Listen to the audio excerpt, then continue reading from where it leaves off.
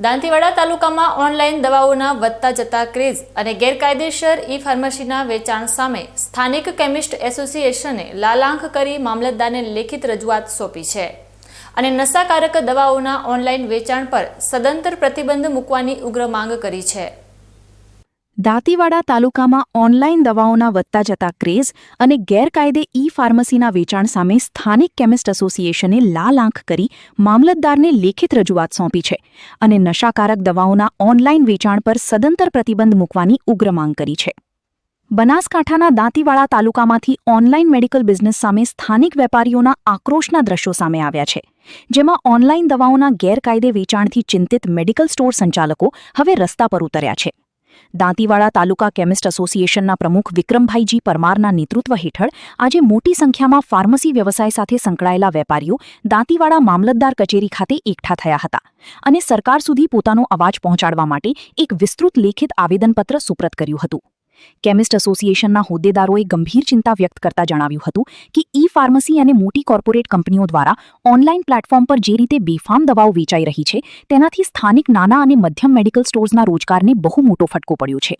આ માત્ર આર્થિક નુકસાનનો મુદ્દો નથી, પરંતુ જન આરોગ્ય સાથે પણ મોટા પાયે ખિલવાડ થઈ રહ્યું છે, કારણ કે ઓનલાઈન માધ્યમોમાં અનેકવાર કોઈપણ જાતના અધિકૃત ડોક્ટરના પ્રિસ્ક્રિપ્શન એટલે કે સલાહ વિના જ ગંભીર દવાઓ લોકોના ઘર સુધી ડિલિવર થઈ જાય છે। સૌથી વધુ ચોંકાવનારી બાબત એ છે કે આ ઓનલાઈન ડિજિટલ બજારના ઓથા હેઠળ આજની યુવા પેઢીને બરબાદ કરતી નશાકારક દવાઓનું વેચાણ પણ ખૂબ જ આસાનીથી થઈ રહ્યું હોવાનું રજૂઆતમાં સણસણતો આક્ષેપ કરાયો છે। એસોસિએશન દ્વારા સરકાર સમક્ષ મુખ્ય 4 થી 5 માંગણીઓ મજબૂત રીતે મૂકવામાં આવી છે, જેમાં ઓનલાઈન દવાઓનું વેચાણ દેશભરમાં સંપૂર્ણપણે બંધ કરવામાં આવે, કોરોના કાળ દરમિયાન ઈ ફાર્મસીને જે હંગામી મંજૂરી કે છૂટછાટો આપવામાં આવી હતી તે તાત્કાલિક અસરથી રદ કરવામાં આવે અને ગ્રાહકોને આકર્ષવા માટે કોર્પોરેટ કંપનીઓ દ્વારા અપાતા ભારે ડિસ્કાઉન્ટ પર કાયદાકીય પ્રતિબંધ મૂકવામાં આવે। આ સાથે જ ગેરકાયદે રીતે ચાલતી ઓનલાઈન ફાર્મસીઓ અને નશાકારક સિરપ કે ગોળીઓ સપ્લાય કરતા તત્વો સામે કડક પોલીસ કાર્યવાહી કરવાની પણ માંગ ઉઠી છે। આ રજૂઆત વેળાએ એસોસિએશનના મહામંત્રી પ્રવીણભાઈ સોલંકી સહિત તાલુકાના અનેક પ્રતિષ્ઠિત કેમિસ્ટો હાજર રહ્યા હતા।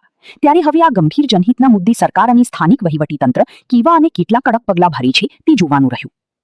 ઓલ ઇન્ડિયા કેમિસ્ટ એસોસિએશન દ્વારા આજે જે ઓનલાઈન દવાના વિરોધમાં ભારત દેશની અંદર જે બંધનું એલાન આપેલું હતું એ અન્વયે આપણે દાંતીવાડા તાલુકાના તમામ કેમિસ્ટ મિત્રોએ પોતાની દુકાનો બંધ રાખીને અને જાહેર વિરોધ દર્શાવેલ છે ઓનલાઈન દવાઓની વિરોધમાં, બરાબર। અને અહીંયા મામલતદાર કચેરી ખાતે દાંતીવાડા ખાતે આપણે એમને આવેદન મામલતદાર સાહેબશ્રીને આપેલું છે અને બધાએ કેમિસ્ટ મિત્રોએ કાળી પટ્ટી ધારણ કરી અને પોતાનો વિરોધ દર્શાવેલ છે ઓનલાઈન દવાઓના વિરોધમાં। 20મી મે આજે બંધનું એલાન આપ્યું હતું ઓનલાઈન દવાઓના વિરોધમાં અને બીજા 4 મુદ્દાઓના અન્વયે। તો આજે દાંતીવાડા તાલુકા મેડિકલ એસોસિએશને કાળી પટ્ટી ધારણ કરી વિરોધ દર્શાવ્યો છે અને મામલતદાર શ્રી દાંતીવાડાને આવેદનપત્ર આપી અને અમારું રોષ વ્યક્ત કર્યો છે। કયા મુદ્દા ઉપર વિરોધ કરવામાં આવ્યો? અમે ઓનલાઈન દવાઓ અને માર્કેટમાં ઘણું બધું બધી ઓનલાઈન દવાઓને આવે નાર્કોટિક ડ્રગો એના વિરોધમાં અમે રોષ દર્શાવ્યો। સ્થાનિક સ્તરે 24 કલાક સેવા આપતા મેડિકલ સ્ટોર સંચાલકોએ હવે ઓનલાઈન જાયન્ટ સામે મોરચો માંડ્યો કે ત્યારે આ લડાઈ આગામી દિવસોમાં શું નવો વળાંક લે છે તે જોવું મહત્વનું રહેશે।